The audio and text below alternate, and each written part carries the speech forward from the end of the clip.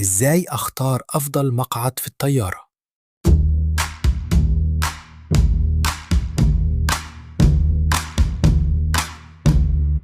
يا ترى تسافر فين؟ باريس، دبي، كفر الشيخ؟ المهم أنت رايح بالطيارة، وسؤالك هو أقعد فين علشان الرحلة تعدي على خير؟ بص يا سيدي، الناس أنواع. عايز تمد رجليك؟ احجز جنب مخرج الطوارئ Emergency Exit. هتاخد مساحة رجلين ببلاش، بس مش هينفع تحط شنطة عندك. عايز هدوء؟ ابعد عن آخر الطيارة.